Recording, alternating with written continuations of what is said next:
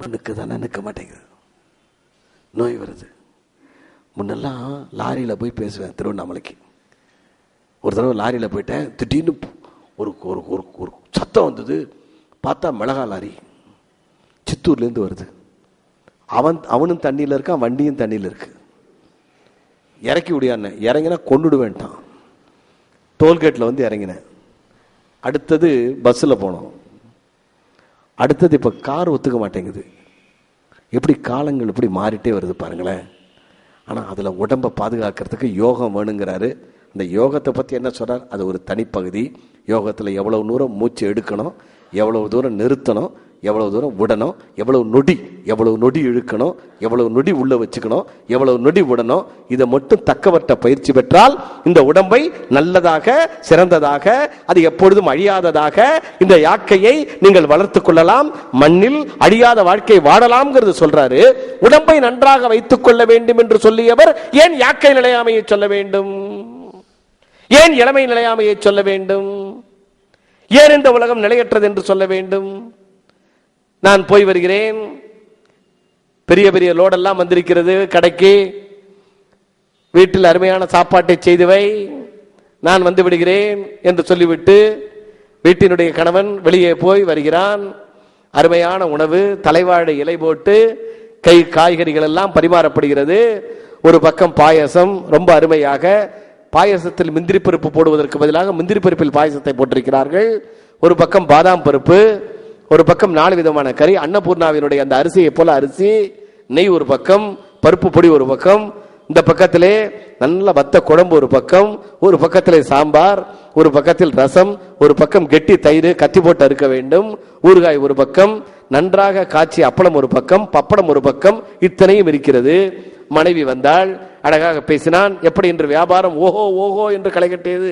நம்முடைய வியாபாரம் தான் அருமை அருமை என்று சொன்னான். இலையிலே கையை வைத்தான், உணவை எடுத்தான். இந்த இடப்பக்கத்திலே வலி வந்தது.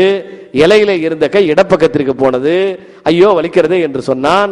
அத்தான் இதோ டாக்டரிடம் சொல்கிறேன் என்று சொன்னாள் அவள். அந்த இடத்திற்கு டெலிபோன் தொலைபேசியினுடைய இடத்திற்கு சென்றாள். போ போ போ போ பார், அங்கே பார், அங்கேயே டாக்டருடைய நம்பர் இருக்கிறது, போன் செய் என்று சொன்னான். அவள் போய் மருத்துவருக்கு போன் செய்தாள். இவன் போன் செய்து, ஹலோ டாக்டர், வீட்டுக்காரருக்கு உடம்பு சரியில்லை, இடது பக்கம் வலிக்கிறது என்று கூறுகிறார் என்று சொல்லுகின்ற போது திடீரென்று கீழே விழுந்தான், இறந்து போய்விட்டார். இதுதாண்டா வாழ்க்கை. இப்படி எவனும் சொல்லல. அடப்பண்ணி வைத்தார் அடிசிலை உண்டார், மடக்கொடியோடு மந்தனம் செய்தார், இடப்பக்கமே இறை நொந்ததென்றார், கிடக்கப்படுத்தார் கிடந்தொழிந்தாரே, ஊரெல்லாம் கூடி, இதுக்கு பொருளே தேவையில்லை, ஒலிக்க அழுதிட்டு பேரை நீக்கி பிணம் என்று பெயரிட்டு சூரையம் காட்டிடை கொண்டு போய் சுட்டிட்டு, அடுத்த வரி, நீரில் முழுகி நினைப்பும் ஒழிந்தார்களே, நீரினில் முழுகி நாளைக்கு நமக்கு மற்றவர்கள் இப்படித்தான் நீரில் முழுகப் போகிறார்கள் என்ற நினைப்பும் ஒழிந்தார்களே, நீரினில் முழுகி நினைப்பும் ஒழிந்தார்களே. அடப்பண்ணி வைத்தார் அடிசிலை உண்டார், சாப்பாட்டுக்கு பேர் அடிசில். அடப்பண்ணி வைத்தார் அடிசிலை உண்டார், மடக்கொடியோடு மந்தனம் செய்தார். குலாவி பேசிட்டு இருந்தான், நீ ரொம்ப அழகா இருக்க. என்ன அழகா இருக்க தெரியுமா? இந்த இலையில இருக்கிற சாம்பார் கூட உன்னை விட அழகா இருக்குன்னு நினைச்சேன். ஆனா உன்னை பார்த்தப்புறம் அந்த இலை தெரியல, உன் முகத்துல இருக்கிற களை தான் தெரியுது. அப்படியாத்தான், நீங்களும் நல்லா இருக்கீங்க. உங்களை பார்க்கும்போது எனக்கு எப்படி தோன்றதுன்னா அஜித் விஜய் மாதிரி தோன்றதான். அஜித் விஜய் வயசானா இப்படிதான் இருப்பான் போல இருக்கு. இதெல்லாம் பேசுவோம், ஊரொம்பெல்லாம் பேசுவோம். இடப்பக்கமே இறை நொந்தது என்றார், லேசா வலிக்குது, இடப்பக்கமே இறை நொந்தது என்றார். கிடக்கப்படுத்தார், அப்படியே இலையிலே படுத்துட்டான், எழுந்திருக்க முடியல, கிடந்து ஒழிந்தாரு, போயிட்டான். எவ்வளவு எவ்வளவு எவ்வளவு உருக்கத்தை பாருங்களேன். எல்லாருக்கும் சொல்லி அனுப்பிச்சு, ஏன்னா யாருக்கா சொல்லலைன்னா தப்பா எடுத்துப்பான். வாழறதுக்கு சொல்லலாம், சாகிறதுக்கு சொல்லணும். ஏன்னா எவெல்லாம் கடன் கொடுத்தானோ அவன்லாம் வரணும் வேற. அதான் எங்கள் ஊரில் ஒரு பணத்தை எடுத்துன்னு போய் சிரிச்சுன்னு எடுத்துன்னு போனா சுமக்கிறவன் சொன்னான், பாரியா செத்தாலும் சிரிச்ச முகத்தோட போறாருயாண்ணா. தூக்கிட்டு போனவன் சொன்னா, ஏன் சிரிக்க மாட்டான், எல்லாட்டையும் கடன் வாங்கிட்டான், ஒருத்தனுக்கும் கொடுக்கல, இப்போ நாங்கள் அழுதுட்டு இருக்கோம், அவன் சிரிச்சிட்டு இருக்கான் அப்படின்னா. ஊரெல்லாம் கூடி ஒலிக்க அழுதிட்டு பேரையும் நீக்கி பிணம் என்று வைத்துட்டு சுடுகாட்டில் போய் சூரையம் காட்டிடை கொண்டு போய் வைத்துட்டு நீரினில் முழுகி, தண்ணியில முழுகிறாங்களாம், நீர்ல முழுகி நினைப்பும் ஒழிந்தார்களே, நாளைக்கு நமக்கு இந்த மாதிரி நடக்குங்கிற நினைப்பையும் விட்டு விட்டவன் தான் இந்த விந்தை மனிதன் சொன்னான். இப்போ இத பாடினார் இல்லையா, இது நிலையாம, இதை விட யாரால பாட முடியுமா? இதை பார்க்கறவன் எவனாவது வத்த குழம்பு சாப்பிடுவானா? இன்னைக்கு அன்னபூர்ணால கொஞ்சம் அதிகமா சாப்பிட்டுட்டேன். என் ஒய்ஃபுக்கு ஃபோன் பண்றேன், ஒரு பிடி பிடிச்சிருப்பீங்களே, அது எப்படி உனக்கு இங்கேயே தெரியும்?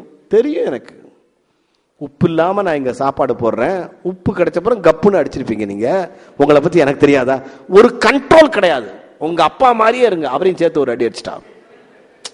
இதுதான் அன்புங்கிறது. ஒரு பக்கம் அன்பு இருந்தாலும் இன்னொரு பக்கம் நம்மளை நம்ம அதை அழிச்சிட்டு வருதுன்னு தெரியுது. நான் ஸ்வீட்டு சாப்பிடவே மாட்டேன், இன்னைக்கும் சாப்பிட்றேன், இன்னைக்கும் சாப்பிடல. ஆனா என்ன காரணம்னு கேட்டா, எந்த பொருள் நமக்கு அதிகமாக சேரவில்லையோ அந்த பொருளை அடைய வேண்டும்ங்கிற ஆசை உள் மனதில் இருந்துட்டே இருக்கும். அதை யார் கட்டுப்படுத்துறானோ அவன் தான் வாழ முடியும். இதுதான் பெரிய விஷயம். உள் மனசு என்ன சொல்லுன்னு கேட்டா, சும்மா இருக்கட்டும் சும்மா இருக்கட்டும் சும்மா இருக்கட்டும், ஒரு தடவை தானே ஒரே தடவையா போயிடுவான் அவன். இதை எவ்வளவு கடுமையா சொல்றாரு பாருங்க அவரு. இத சொன்னவரு இப்படியே சொல்லி இருந்தாக்க திருமூலரை பத்தி நம்ம பெருமையா நினைக்க முடியாது. அடுத்த ஒரு வரியை சொல்றார், டேய் உடம்ப காப்பாத்துறா, கான்ட்ரவர்சியா தெரியலையா இல்லையா, உடம்ப அழியும்னு சொல்லிட்ட, நீரில முழுகுவாங்கன்னு சொல்லிட்ட, நினைப்பு ஒழியும்னு சொல்லிட்ட, அப்புறம் எதுக்கு உடம்ப காப்பாத்துவான்? அடுத்த வரி பாருங்க, உடம்பால் அழிந்தால் உயிரால் அழிவர். போடு, உடம்பு போயிடுச்சுன்னா உயிர் போயிடும்.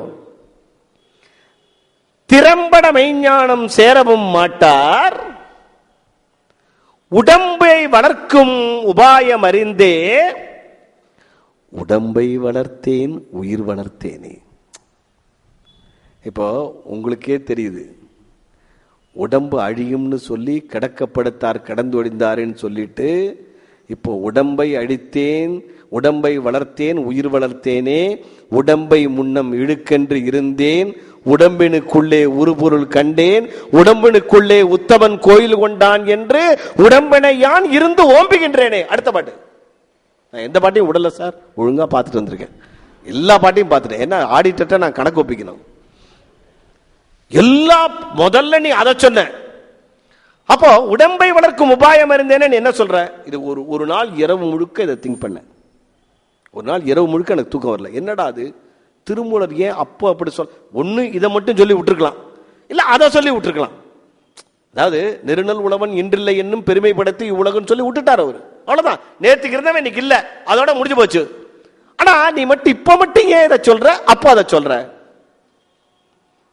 பெரியவர்களே, இது முரண் போன்று தோன்றுமே தவிர இந்த முரணில் தான் திருமூலருடைய திறன் இருக்கிறது என்பதை மட்டும் நீங்கள் மறந்து விடாதீர்கள்.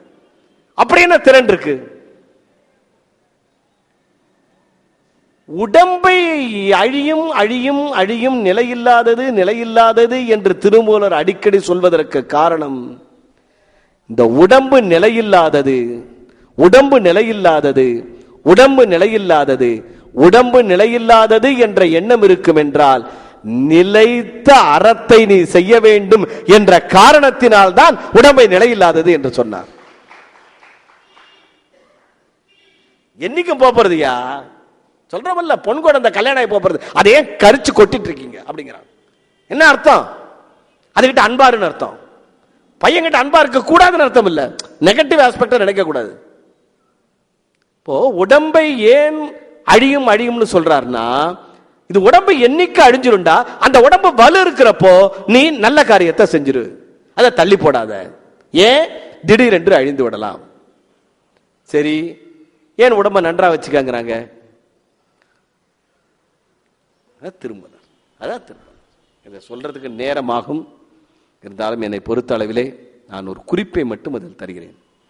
திருமூலர் மட்டும்தான் ஆன்ம தரிசனம் கண்டவர். ஆன்ம தரிசனம் என்பது வேறு, சிவ தரிசனம் என்பது வேறு. ஆன்ம தரிசனம் என்பது உடம்புக்குள் இருக்கக்கூடிய ஆன்மாவை காணுதல். சிவ தரிசனம் என்பது பின்னால் நான் நேரம் இருந்தால் இன்னும் ஒரு பிடிச்சிருச்சு 9 வந்துருச்சு, இன்னொரு 5 நிமிஷம் எடுத்துக்கலாமா? இன்னொரு 5 நிமிஷம் எடுத்துக்கலாமா? ஆடிட்டரையா 5 நிமிஷம் எடுத்துக்கலாமா? 5 நிமிஷம் எடுத்துக்கலாமா? இவ்வளவு நல்லவங்க இருக்கும்போது எடுத்துக்கலாம். வேற ஊர்ல கேட்டா ஏற்கனவே எடுத்துட்டீங்க அப்படின்ட்டாங்க. அதாவது ஆன்ம தரிசனத்தை, ஏன்னா இதுல ஒரு முக்கியமான விஷயம், அதை மட்டும் சொல்லி நிறைவு செய்தலாம் நினைக்கிறேன். தியான பயிற்சியை ஒரு நாள் முடிந்தால் நான் சொல்கிறேன். அதுல 16 நொடி இழுத்து 64 நொடியை வைத்துக்கொண்டு 32 நொடி வெளியே வந்தால், இது ஒரு ஆசிரியரிடம் பயிற்சி பெற்றால் இதயத்திற்கு எந்த நோயும் வராது. அப்படி என்றால் ஒரு மூக்கை பொத்தி கொண்டு 16 நொடி நாம் மூக்கை அந்த மூச்சு காற்றை இழுத்து 64 நொடி, ரொம்ப ஈஸி நினைவு வச்சுக்கிறது. 16, 64, 32 இப்படிதான் நான் நினைவு வச்சுட்டு இருக்கேன். 16 நொடி, வேதாத்திரியும் அதைத்தான் சொல்கிறார். 16 நொடி இழுத்து 64 நொடி மூச்சை வைத்துக்கொண்டு 32 நொடி விட்டால் அதற்கு பிறகு எந்த விதமான இதய நோயும் வராது. இது நீங்கள் தயவு செய்து தனியாக செய்து பார்க்காதீர்கள், தவறான விளைவை தந்துவிடும். ஒரு முறையான ஒரு யோக பயிற்சியாளரிடம் செய்தால் இதற்கு பெயர் அஷ்டாங்க யோகம் என்று பெயர். அந்த அஷ்டாங்க யோகத்தில் அனுபவம் மிக்கவரிடம் பெற வேண்டும் என்பதை சொல்லி அதற்கு பிறகு பல மருத்துவர்களும் வியக்கும் பெருமையை சொன்னார். யோக நிலையை பற்றி சொல்லுகிற போது ஒரு அருமையான உவமையை சொன்னார். கத்திரிக்காய் விதை போட்டேன், பாகக்காய் முளைத்தது, புழுதியை தோண்டினேன், பூசணி பூத்தது, தோட்ட மக்கள் ஓடினர், வாழைப்பழம் கிடைத்தது என்று சொன்னார். ரொம்ப பெரிய தத்துவம் இது. இதற்கு ஒரு சின்ன பொருள் என்னவென்றால், தியானத்தின் தொடக்க நிலை கத்திரிக்காய் விதையை போடுவது. பாகற்காய் முளைத்தது என்பது, கத்திரிக்காய் விதையை போட்டால் பாகற்காய் முளைக்காது, கத்திரி செடிதான் முளைக்கும். பாகற்காய் முளைத்தது என்பது கசப்பு, வைராக்கியத்தை ஏற்படுத்தி கொடுத்தேன். புழுதி தோண்டுதல் என்பது தத்துவத்தை ஆராய்ச்சி செய்தேன். பூசணி பூத்தது என்பது வெள்ளையாக இருக்கக்கூடிய ஒளி கிடைத்தது. தோட்ட மக்கள் ஓடினார்கள் என்பது ஐம்பொறிகள் அலறிக்கொண்டு ஓடியது. வாழைப்பழம் கிடைத்தது என்பது சிவப்பரம்பொருளுடைய தரிசனம் எனக்கு கிடைத்தது என்பதை வெகு அழகாக சொல்கிறார். இறைவனுடைய தன்மையோடு நிறைவு செய்வோம். இறைவனுடைய தன்மையை சொல்கிற போது, தீயினும் வெய்யன் நெருப்பை விட வெண்மையானவன், புனலிலும் தண்ணியன் நீரை விட குளிர்ச்சியானவன், ஆயினும் ஈசன் அவன்தான் இறைவன், அருள் அறிவார் இல்லை அவன் யாரு, சேயினும் நல்லன் குழந்தையை விட உங்களுக்கு நல்லவன், குழந்தைதான் நல்லது, இந்த சேயை விட நல்லது, அணியன் பக்கத்தில் இருக்கின்றவன், நல்லன்பருக்கு இதோட முடிக்கிறார். உலகத்துல எந்த அன்பை விட பெரிய அன்பு யாருடைய அன்பு என்றால் அது தாயினுடைய அன்புதான். அந்த தாய் அன்பை விட சிறந்தது எந்த அன்பு? ஆண்டவனுடைய அன்பு என்று சொல்லுகின்ற போது, இந்த உடம்பையே தெய்வமாக்கு, உள்ளம் பெரும் கோயில் ஊனுடம்பு ஆலயம், வள்ளல் பிரானுக்கு வாய் கோபுரவாசல், தெள்ளத் தெளிந்தாருக்கு ஜீவன் சிவலிங்கம், கள்ள புனலைந்தும் காளா மணிவிளக்கே என்று உடம்பையே தெய்வமாக்கி வழிபட்டு இறைநிலையை, மரத்தை மறைத்தது மாமத யானை, மரத்தில் மறைந்தது மாமத யானை. நீ மரத்தை பார்த்தா யானையை பார்க்க முடியாது, யானையை பார்த்தா மரத்தை பார்க்க முடியாது. அதுபோல ஐம்பூதங்கள் கடவுள் என்று நினைக்காதே, இதை தாண்டி கடவுள் இருக்கிறான். அவன் எப்படிப்பட்டவன்? அவன்தான் அன்பு சிவம் என்று வேறாக நினைக்காதே. அன்பே சிவம் என்று நீ அறிந்துவிட்டால் வாழ்க்கையில் வெற்றி அடையலாம். ஆணவம் தானே நீங்கிவிடும். நம் பெருமையை நாம் உணர்ந்து கொள்ள வேண்டும். நான் பெற்ற இன்பம் பெருகை வையகம் என்று உலகத்தில் நீ வாழ வேண்டும். இந்த சமயத்தில் ஒன்றே குலம் ஒருவனே தேவன் என்ற நிலையோடு இந்து மதம் ஒற்றுமையோடு இருக்க வேண்டும் என்பதையெல்லாம் சொல்லுகிற போது, மெய்யன்பர்களே, பெரியோர்களே, தாய்மார்களே, இந்த அருமையான பெருமைக்குரிய திருமூலருடைய திருமந்திரத்தை கேட்டவர்களுக்கு புண்ணியத்தை விட, இந்த திருமூல திருமந்திரத்தை அமைத்தவர்களுக்கு புண்ணியத்தை விட, இதையெல்லாம் பாடுபட்டு எழுதிய அந்த திருமூலர் என்ன புண்ணியத்தை செய்தாரோ என்று நினைக்கிற போது யான் பெற்ற இன்பம் பெருகையும் வையகம் என்று சொன்ன காரணத்தினால் இந்த கருத்துக்களை எல்லோரிடமும் சொல்லி மண்ணில் நல்ல வண்ணம் வாழ்ந்து எல்லோருக்கும் உதவி செய்து அவர் இவர் என்றில்லாமல் வாழ்க்கையில் நல்ல முறையை தேடிக்கொண்டு கொடையால் பிறருக்கு பெருமை தந்து மருத்துவர் வியக்கும் செய்திகளை நாமும் ஏற்று இறைவனுடைய தன்மையை உணர்ந்து ஆணவ மலத்தை நீக்கி நம்மையே நாம் உணர்ந்து எல்லோரும் வாழும் நிலை பெற்று ஒற்றுமையாக இருந்து வாழ்க்கையிலே கவலையை மறந்து அதை கலையாக்கி மண்ணில் நல்ல வண்ணம் வாழ வேண்டும் என்பதை நிறைவாக சொல்லி உங்களிடமிருந்து விடைபெறுகிறேன். நன்றி, வணக்கம்.